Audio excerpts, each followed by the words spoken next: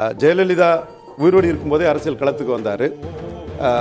வீரப்பன் கொள்ளக்காரன்னு ரஜினிகாந்த் சொல்லும்போது பொங்கி எழுந்த டாக்டர் ராமதாஸ் அவர்கள் ஜெயலலிதா விளைஞ்ச காட்டு கொள்ளக்காரன் வீரப்பனை அடிக்கும்போது ராமதாஸ் வம்புகளுக்காக தான் அடித்தாங்க. ராமதாஸ் பேசாமல் இருந்தாங்க. அப்போ ஜெயலலிதா உயிரோடு இருக்கும்போதே சீமா வீரப்பன் கொள்ளக்காரன்னா கருணாநிதிக்கும் ஜெயலலிதாவுக்கும் என்ன பேருன்னு ஜெயலலிதாவை கொள்ளக்காரிங்கிற அந்த அர்த்தத்தில் சீஃப் மினிஸ்டராக தான் இருந்தாங்க. அப்போவே விமர்சனம் பண்ணி வந்தவர். வீரப்பனுக்கு பேர் என்ன? திருடன், கொலைகாரன், கொள்ளைக்காரன். வீரப்பனே திருடன், கொலைகாரன், கொள்ளைக்காரன்னா கருணாநிதி ஜெயலலிதாவுக்கு பேர் என்னன்னா எவன்கிட்ட இல்லை, பதில் இல்லை. இவங்க ரெண்டு பேருக்கு என்ன பேர் வைப்ப?